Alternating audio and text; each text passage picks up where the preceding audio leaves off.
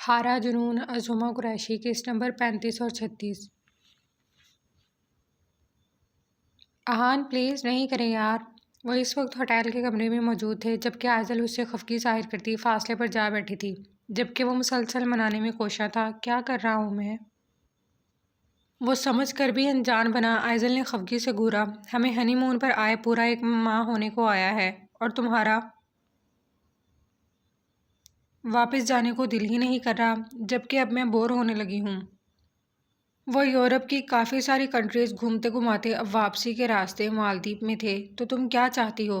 وہ اس وقت اپنے بک کرائے گئے ریزورٹ میں موجود تھے۔ بس اب گھر چلتے ہیں۔ اس نے منہ بنایا تو احان ہولے سے مسکرایا۔ یار یہ ہمارا گولڈن پیریڈ ہے، یقین کرو تم بعد میں بہت مس کرنے والی ہو۔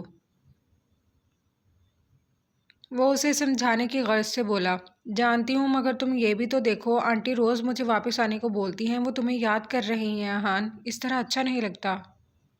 وہ سمجھانے کی غرض سے بولی، مطلب تمہیں سب کی فکر ہے، بس اگر کسی کی فکر نہیں ہے تو وہ تمہارا شوہر ہے، رائٹ؟ وہ ناگوار لہجے میں گویا ہوا، جبکہ اسے ناراض ہوتا محسوس کر وہ یکدم سیدھی ہوئی تھی۔ میں نے ایسا کب کہا احان؟ وہ اس کا ہاتھ تھام گئی جس کے چہرے پر اب خفگی سی تھی۔ عائزل تمہیں میری محبت کی ذرا قدر نہیں ہے، جب دیکھو بس شکوے ہی کرتی رہتی ہو۔ وہ غصے سے شرٹ کے اوپری بٹن کھولتا بیڈ پر گنی کے انداز میں لیٹا تھا۔ اب میں نے ایسا بھی نہیں کہا، میں تو بس اس لیے کہہ رہی تھی کہ کہیں آنٹی برا نہ مان جائیں۔ وہ لاڈ سے بولتی اس کا ہاتھ کھینچ کر خود بھی سر رکھ گئی تھی۔ ہاں بس اب آپ ہر معاملے میں ٹھیک ہیں۔ وہ منہ بسور کر گویا ہوا تھا، سو تو ہے۔ وہ شرارتاً گویا ہوئی تو احان نے گردن موڑ کر اس کی جانب دیکھتے آئی برو اٹھائے۔ چلو آؤ بیچ پہ چلتے ہیں۔ وہ ایک بار پھر موڈ میں آیا۔ عائزل بری طرح سٹپٹائی، یعنی آپ جناب کا ابھی بھی پاکستان جانے کا دل نہیں ہے؟ اس نے تعسفی لہجے میں پوچھا تو وہ مسکراتی آنکھوں سے نفی میں سر ہلا گیا۔ بیبی ہم ہنی مون پر ہیں تو بہتر یہی ہے کہ آپ میرا موڈ نہ خراب کریں۔ وہ ایک لمحے میں اسے حصار میں لیے باہر کی جانب بڑھا تھا، جبکہ وہ پیچھے سے چیختی رہ گئی تھی، جبکہ وہ قہقہہ لگاتا مسلسل اسے ٹیز کر رہا تھا۔ مصطفیٰ، زنیرہ بیگم تاریکی میں ڈوبے کمرے میں داخل ہوئیں تو ان کا دل منہ کو آ گیا تھا۔ وہ زخمی ہاتھ لیے دوسرے ہاتھ میں سگار تھامے اپنی سوچوں میں محو بیٹھا تھا۔ مصطفیٰ، اتنا ناراض ہو مجھ سے کہ اپنی ماں سے بات بھی نہیں کرو گے؟ وہ دکھ سے بولتی کمرے کی لائٹس جلاتی اس کے نزدیک آئی تھیں، جبکہ وہ ان کی آواز پر بھی یوں ہی جامدہ اور ساکت ہی بیٹھا رہا تھا۔ میں کیوں ناراض ہوں گا آپ سے؟ آخر میرا ناراض ہونے کا جواز کیا بنتا ہے؟ وہ تلخ ہوا تو زنیرہ اس کے قریب آ کر بیٹھی تھی۔ ایسے نہ کہو مصطفیٰ، میں جانتی ہوں تم سمرہ کی وجہ سے اداس ہو، بیٹا اس کی زندگی بس اتنی ہی تھی۔ وہ حد سے زیادہ رنجیدگی سے بولی تو مصطفیٰ نے دکھ سے آنکھیں میچ لی تھیں۔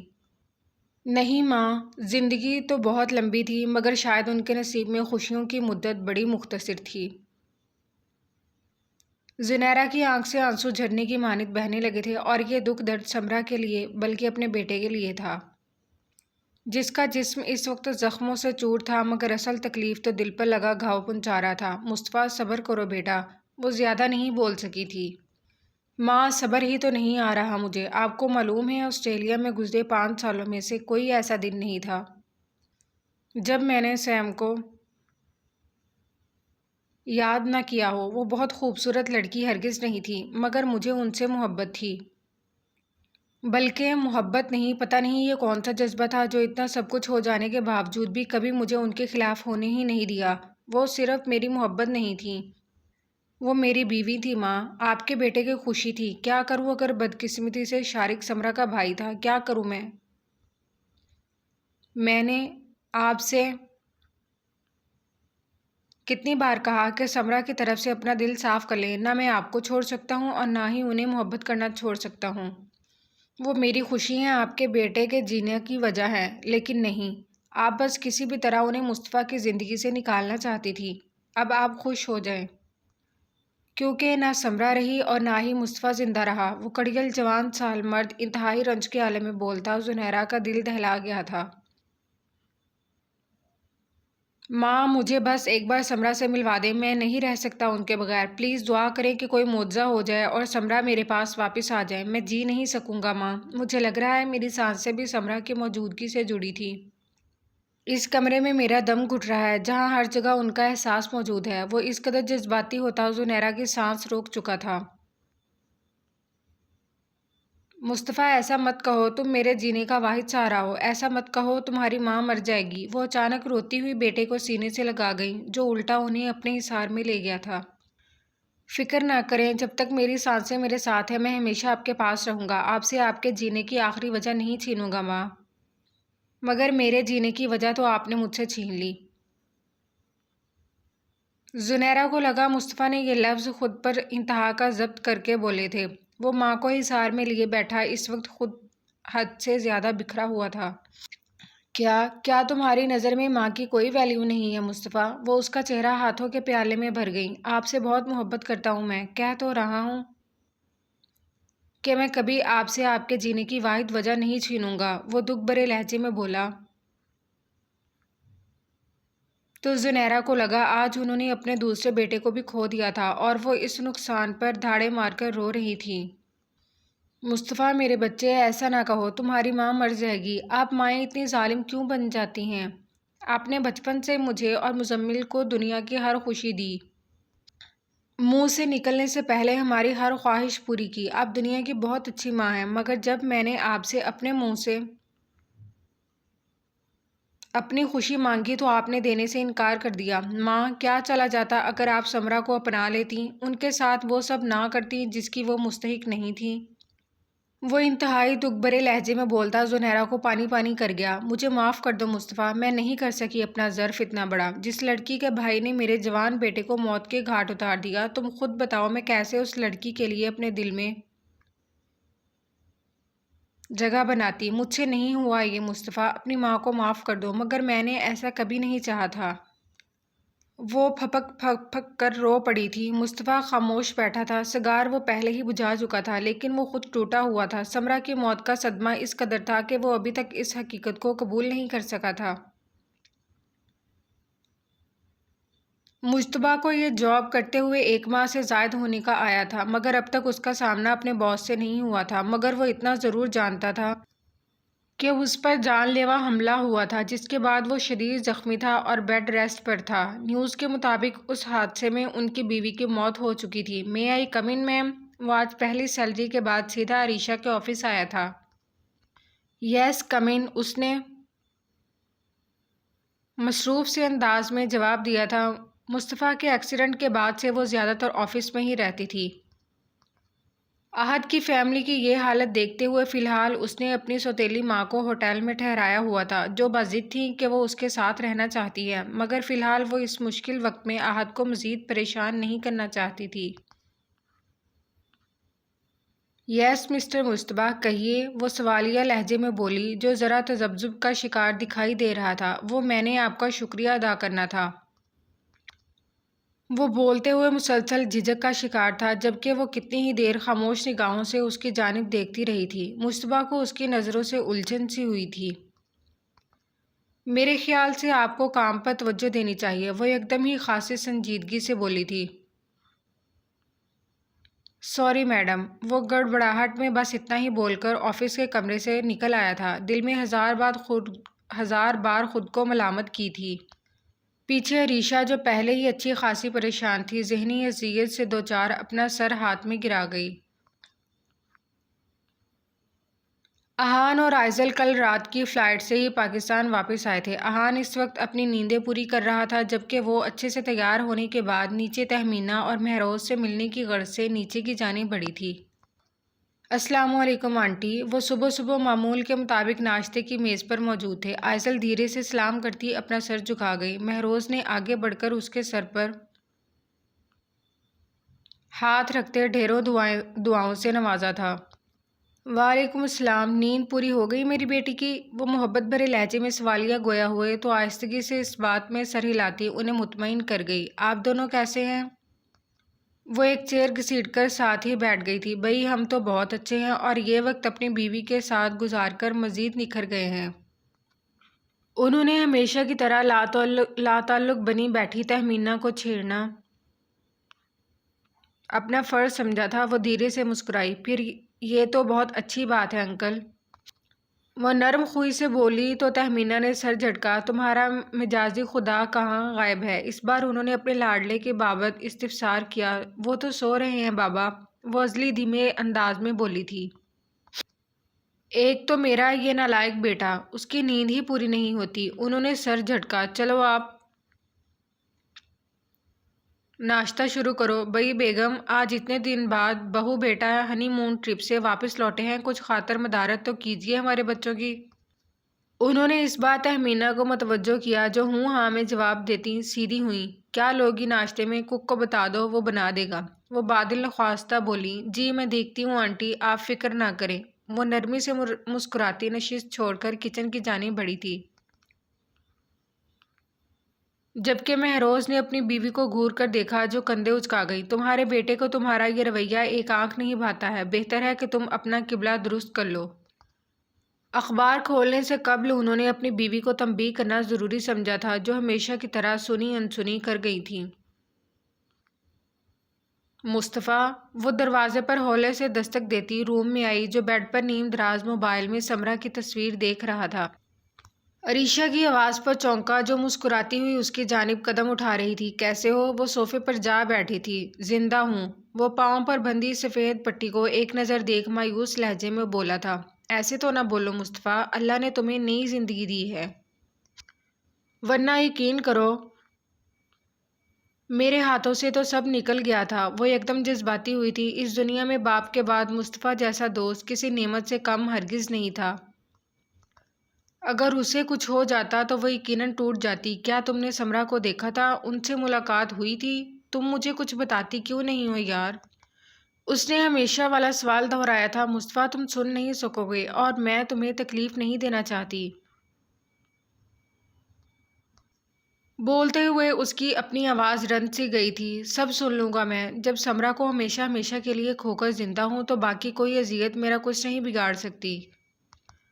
وہ انتہائی رنج کے عالم میں بولا تھا۔ عریشہ نے دکھ سے اس کی جانب دیکھا تھا۔ جس روز ہماری پاکستان کی فلائٹ تھی وہ بہت خوش تھیں عریشہ۔ میں نے اپنی زندگی میں پہلی بار سیم کو اتنا خوش اور مطمئن دیکھا تھا، مگر اچانک ان سے ساری خوشیاں چھن گئیں۔ وہ اچانک مجھ سے اتنی دور چلی جائے گی، مجھے یقین نہیں آتا۔ وہ آج پھر اپنے زخم کریدنے لگا تھا۔ مصطفیٰ، یوں خود کو اذیت نہ ہی دو۔ سمرہ کی شاید بس اتنی ہی زندگی تھی۔ عریشہ تو اسے آگے بڑھ کر دلاسا بھی نہیں دیتی تھی، کیونکہ سمرہ کے جانے کے بعد سے اسے ہر شخص سے چڑ ہونے لگی تھی۔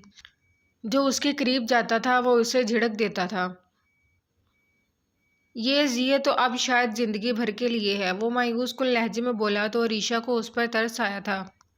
سمرہ کی باڈی پوری طرح سے برن ہو چکی تھی، یہاں تک کہ شناخت بھی ناممکن تھی۔ مصطفیٰ یکدم چونکا، دماغ نے کام کرنا شروع کیا تھا۔ کیا ہماری گاڑی میں آگ لگ گئی تھی؟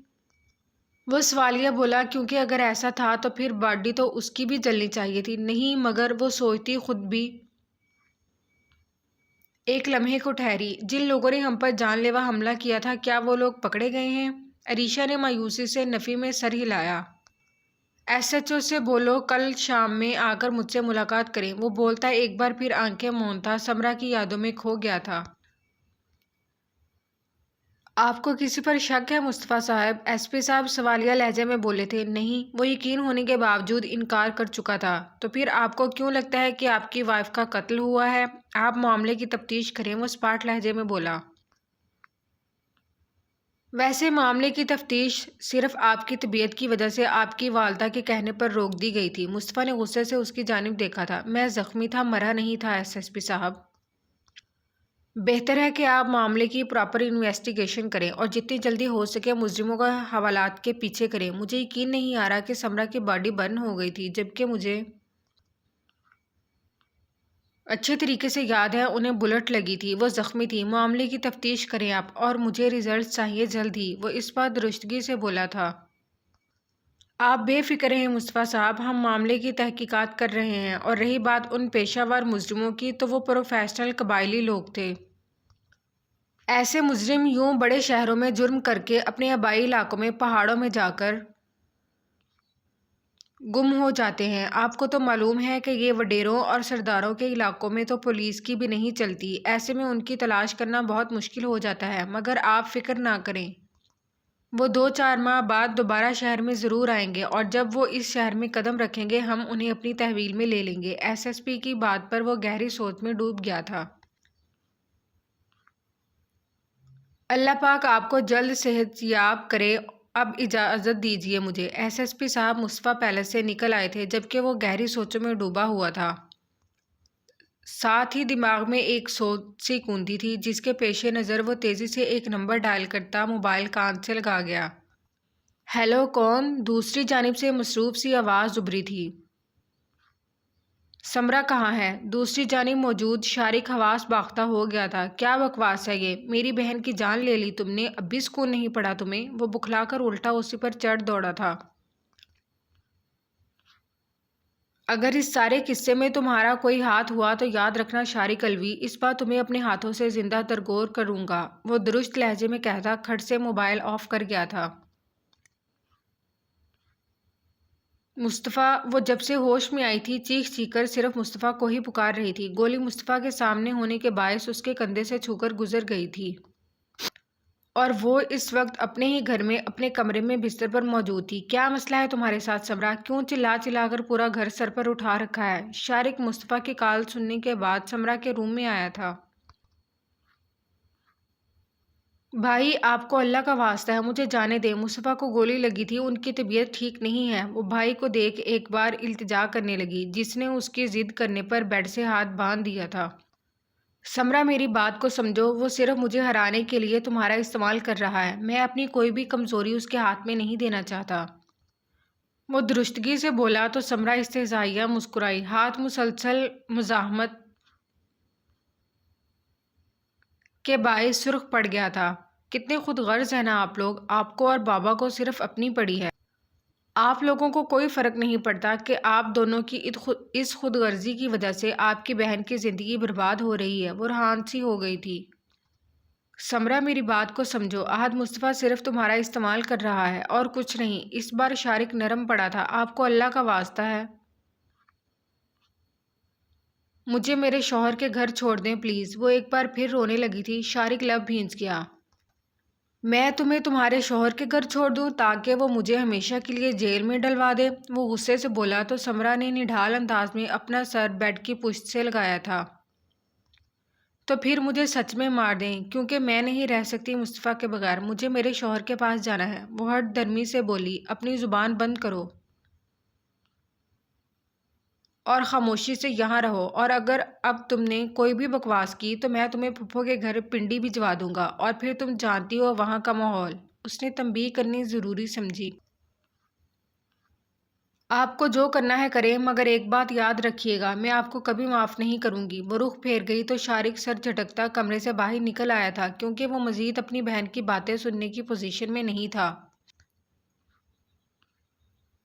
بابا، ہو کیا گیا ہے آپ لوگوں کو؟ آپ دونوں نے پچھلے 1 ماہ سے سمرا کو یوں کمرے میں قید کر رکھا ہے، اور آپ سب نے جو لوگوں کے بہکاوے میں عہد مصطفیٰ کے خلاف جو پلاننگ کی ہے نا، یاد رکھیے گا جس دن وہ شخص اپنے پاؤں پر کھڑا ہو گیا نا، سب سے پہلے آپ دونوں کا گریبان پکڑے گا۔ قصوہ نے باپ کو احساس کرانا چاہا۔ تم خاموش رہو۔ تم کیا چاہتی ہو کہ میں زندگی بھر کے لیے جیل میں سڑوں یا پھر مجھے عمر قید ہو جائے؟ شارق، جو ابھی سمرا کو بھگتا کر آ رہا تھا، قصوہ کی بات سن کر غصے سے چلایا تھا۔ یہ کس انداز میں بات کر رہے ہو تم میری بیٹی سے؟ یہ سمرا نہیں ہے، تمیز سے بات کرو۔ فرناز کے سر پر لگی تھی اور تالوں پر جا بجھی تھی، تو کچھ سمجھائیں اسے کہ سمرا کو ورگلانا بند کرے۔ شارق غصے میں بولا جبکہ وہ لب بھینچ گئی۔ پچھتائیں گے آپ لوگ، اور بابا آپ سب سے زیادہ پچھتائیں گے۔ یہ سب آپ جس اولاد کی خاطر کر رہے ہیں نا، ایک دن آپ کو اکیلا کر جائے گی اور آپ کچھ بھی نہیں کر سکیں گے۔ وہ تعاسفی لہجے میں گویا ہوئی تو وہ جبران صاحب نے خالی خالی نگاہوں سے بیٹی کی جانب دیکھا تھا۔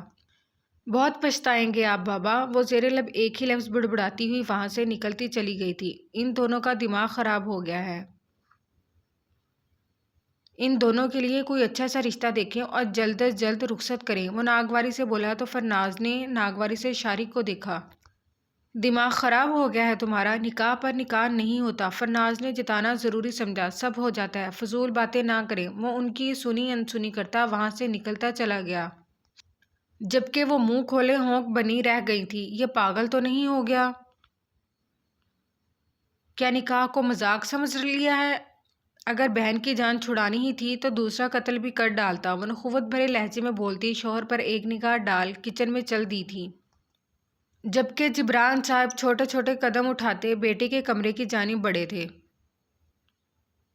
وہ ہولے سے دستک دیتے کمرے میں داخل ہوئے تو سامنے ہی انہیں سمرا بے سدھ لیٹی دکھائی دی تھی، جو انہیں دیکھ دوپٹہ سیدھا کرتی اٹھ بیٹھی تھی، ہاتھ ہنوز بندھا ہوا تھا۔ سمرا کیسی ہو؟ انہوں نے بغیر کچھ کہے اس کا ہاتھ کھول دیا تھا، جو ناراضی سے رخ پھیر گئی تھی۔ اب بات بھی نہیں کرو گی باپ سے؟ وہ ذرا فاصلے سے ساتھ ہی بیٹھ گئے تھے۔ باپ آپ جیسا نہیں ہوتا۔ زندگی میں پہلی بار اس نے تلخ لفظوں میں شکوہ کیا تھا، جو ایک لمحے کو خاموش رہ گئے۔ ناراض ہو؟ نہیں، آپ کا اور میرا ایسا کوئی رشتہ نہیں جو میں آپ سے ناراض ہوتی پھروں۔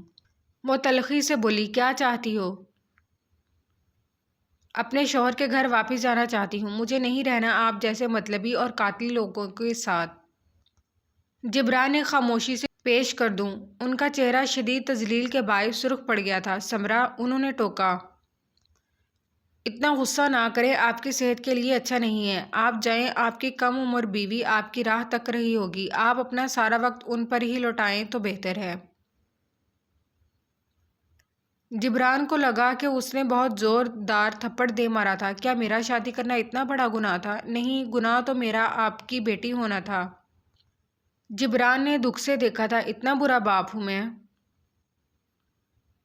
ہاں، جو باپ بیٹی کا محافظ ہوتا ہے، اگر وہی اسے دربدر کر دے، اس کے کردار کشی کر دے، کم از کم پھر وہ اولاد کی نظر میں کبھی باپ کے جیسی عزت نہیں پا سکتا۔ اور سچ پوچھیں تو مجھے آپ سے اور بھائی سے نفرت سی ہونے لگی ہے۔ اس نے نفرت کا اظہار کرنے سے پرہیز نہیں کیا تھا۔ یعنی تمہاری نظر میں تمہارا شوہر بہت اچھا ہے؟ اس بار انہیں غصہ آیا تھا۔ جی، کیونکہ وہ اس وقت میری ڈھال بنا تھا جب آپ نے میرے سر سے چھت چھین لی تھی، عزت کی چادر تک نوچ لی تھی، مجھے بے مول کر دیا تھا، مجھے زمانے کی ٹھوکریں کھانے کے لیے تنہا کر دیا تھا۔ اس شخص نے اس وقت میرا ہاتھ تھاما تھا، مجھے سہارا دیا تھا۔ میں آپ کی بیٹی ضرور ہوں، مگر آپ کی طرح احسان فراموش نہیں ہوں، اور نہ ہی اپنی ماں کی طرح بدکردار، جو شوہر سے بے وفائی کرے۔ سمرا کے لفظ تھے یا چابک جو انہیں سینے میں گھستے محسوس ہوئے تھے۔ میں اپنے شوہر سے وفادار ہوں اور آخری سانس تک رہوں گی۔ میں آپ کی سابقہ بیوی کبھی نہیں بنوں گی۔ میں اپنی ماں کی پرچھائی نہیں ہوں۔ وہ مسلسل روتی ہوئی بڑبڑا رہی تھی۔ تم احد مصطفیٰ کے گھر واپس جانا چاہتی ہو؟ جی بالکل۔ اپنے بھائی سے بات کر لو، مجھے کوئی اعتراض نہیں۔ ایک بات یاد رکھیے گا، آپ کے بیٹے کو اب کوئی نہیں بچا سکتا، کیونکہ اب تک مصطفیٰ نے صرف میرا لحاظ رکھا ہوا تھا، مگر یہ گھٹیا حرکت کرنے کے بعد آپ نے ثابت کر دیا کہ آپ کسی قسم کی نرمی کے مستحق نہیں ہیں۔ وہ درستگی سے بولتی اٹھ کر واش روم میں جا کر بند ہوئی تھی۔ بہتر ہوگا کہ تم اپنی شکل لے کر یہاں سے دفع ہو جاؤ، عریشہ غصے سے گھرائی تھی۔ کیوں دفع ہو جاؤں وائفی؟ وہ شرارت سے بولا، بکواس نہ کرنا میرے سامنے۔ اور تمہیں کیا لگتا ہے میرے سامنے یہ جھوٹے کاغذ لا کر رکھو گے اور میں تمہاری بات مان جاؤں گی؟ وہ استہزائیہ ہنسی۔ اس خوش فہمی سے باہر آ جاؤ، کیونکہ میں کبھی بھی تمہاری باتوں میں نہیں آؤں گی۔ بہتر ہے کہ اپنی شکل لے کر دفع ہو جاؤ، عریشہ غصے سے گھرائی۔ اوہ ریلی؟ تو پھر بتاؤ، جائیداد کا کتنا حصہ میرے نام کر رہی ہو؟ وہ مدعے پر آیا۔ ایسا کبھی نہیں ہوگا۔ اوکے فائن، تو پھر رخصتی کے لیے تیار رہو۔ عریشہ نے ہونکوں کی مانی دیکھا تھا۔ میں مصطفیٰ سے تمہاری شکایت کروں گی۔ مجھے اکیلا سمجھنے کی کوشش نہ کرنا۔ اس بار وہ تیز لہجے میں گھرائی تھی۔ تم میری بیوی ہو اور اپنی بیوی کو میں یوں کسی دوسرے کے سہارے نہیں چھوڑ سکتا۔ وہ اب تک اپنی ہی بات پر ڈٹا ہوا تھا۔ حد کر دی، مطلب بے غیرتی کی۔ رخصتی تو تمہاری لازمی ہوگی، کل تیار رہنا، اور نکاح نہیں ہوا تو کیا ہوا، دوبارہ ہو جائے گا۔ وہ باور کراتا اپنا موبائل فون اٹھا کر اٹھ کر آفس سے باہر نکل گیا تھا۔ مجتبیٰ کو عریشہ سے ایک ڈیل پر کچھ ڈسکس کرنا تھا، اس لیے وہ سیدھا ہیڈ آفس آتا، ریسیپشن سے پوچھ کر عریشہ کے آفس کی جانب بڑھا۔ مے آئی کم ان؟ عریشہ چونکی۔ یس کم ان۔ اس نے ذرا کی ذرا نظر اٹھا کر دیکھا تھا۔ میڈم مجھے آپ سے کچھ ڈسکس کرنا تھا۔ بیٹھے مصطفیٰ جی بولیں۔ وہ گہری سوچوں میں ڈوبی سوالیہ گویا ہوئی۔ وہ دراصل کیا آپ میری ایک ہیلپ کر سکتے ہیں؟ وہ ذہن میں آتی سوچ کو فوری عملی جامہ پہنا چکی تھی۔ جی کہیے، وہ سوالیہ بولا۔ کیا آپ مجھ سے شادی کریں گے؟ وہ بول کر یکدم خاموش سی ہو گئی، جبکہ مصطفیٰ حیرت سے گنگ کچھ بول ہی نہیں سکا تھا۔ واٹ میم، یہ آپ کیا کہہ رہی ہیں؟ وہ حواس باختہ ہی تو رہ گیا تھا اور فوری نشست چھوڑ کر کھڑا ہوا تھا۔ بیٹھ جائیں مصطفیٰ اور میری بات سنیں۔ وہ ہک سا رہ گیا تھا۔ یہ آپ کیا کہہ رہی ہیں میڈم؟ وہ ہنوز بے یقینی کا شکار تھا۔ بیٹھ جائیں پلیز، اس نے اسے تحمل رکھنے کا اشارہ کیا تھا۔ دیکھیں، مجھے میرا کزن فیک نکاح نامہ بنا کر بلیک میل کر رہا ہے۔ اس وقت مجھے ایک مضبوط سپورٹ چاہیے۔ سارا جائیداد کا مسئلہ ہے اور پیسے کا مسئلہ نہیں ہے، مگر مجھے ڈر ہے کہ وہ کہیں زبردستی مجھ سے نکاح نہ کر لے۔ مصطفیٰ یعنی اس کمپنی کا آنر اس وقت اس پوزیشن میں نہیں ہے کہ میری کوئی بھی ہیلپ کر سکے۔ مجھے صرف نکاح کرنا ہے اور کچھ نہیں۔ بعد میں ہم یہ مسئلہ سارٹ آؤٹ ہونے کے بعد کورٹ سے ڈیورس لے لیں گے۔ مجتبیٰ نے اس بار مزید حیرانی سے اس لڑکی کو دیکھا جو بہت آس سے اس کی جانب دیکھ رہی تھی۔ آپ کا دماغ خراب ہو گیا ہے میم، نکاح کوئی مذاق نہیں ہوتا۔ اگر آپ کو کسی قسم کی مدد درکار ہے تو میں کرنے کے لیے تیار ہوں۔ ہم ان پر کیس کر سکتے ہیں اور بہت سے راستے ہیں۔ مجتبیٰ نے سمجھانا چاہا۔ آپ میری مدد کس حق سے کریں گے؟ اور یہ پاکستان ہے، ان کے لیے فیک نکاح کو اوریجنل ثابت کرنا کوئی بڑی بات نہیں ہے۔ میں اس وقت بالکل اکیلی ہوں، کچھ نہیں کر سکتی۔ دوسری بات، اگر میرے کزن نے مجھے کڈنیپ کر کے زبردستی مجھ سے نکاح کر لیا تو پھر میں کیا کروں گی؟ وہ پہلے بھی ایک بار ایسا کر چکا ہے۔ مجتبیٰ کو سمجھ نہ آیا وہ کیا کہے۔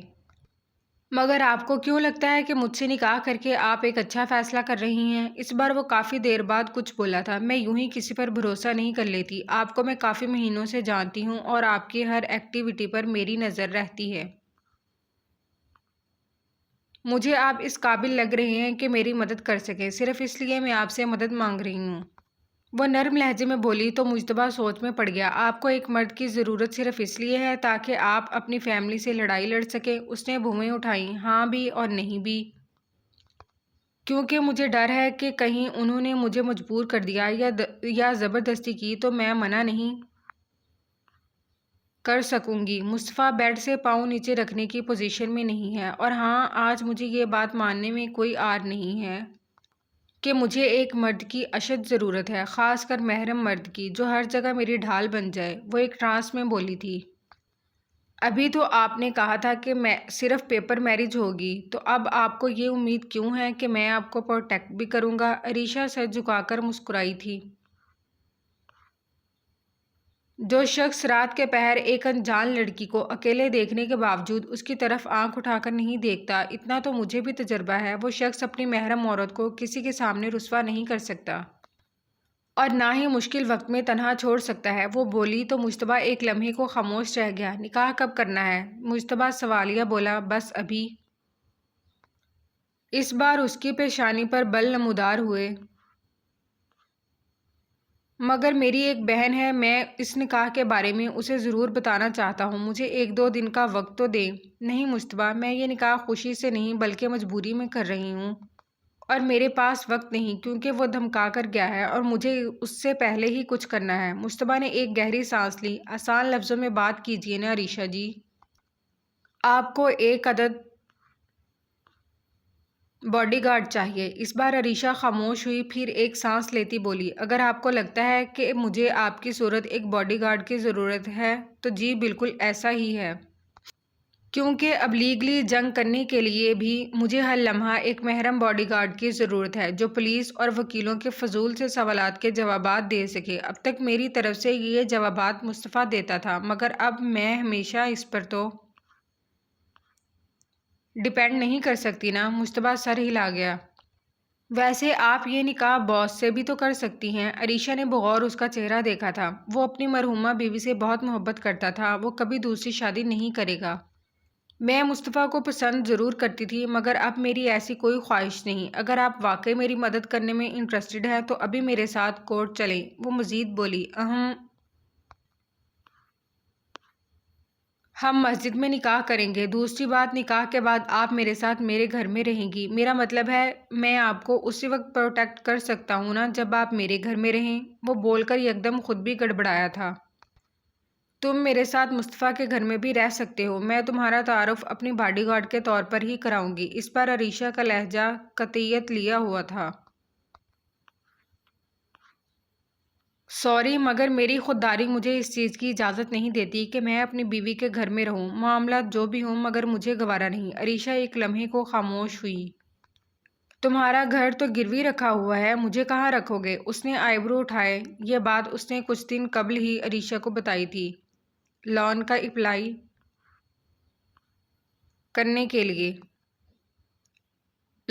اپلائی کرنے کے لیے جس کی اپلیکیشن بینک ریجیکٹ کر چکا تھا، اور اس نے عریشہ کی سفارش لگوائی تھی۔ ابھی قبضہ میرے پاس ہی ہے۔ عریشہ ہولے سے مسکرائی۔ زندگی میں بہت کچھ نیا اور ایڈونچرس کیا ہے میں نے۔ اس بار ایک نیا ایڈونچر کرتے ہیں۔ وہ مسکراتی ہوئی لیپ ٹاپ سائڈ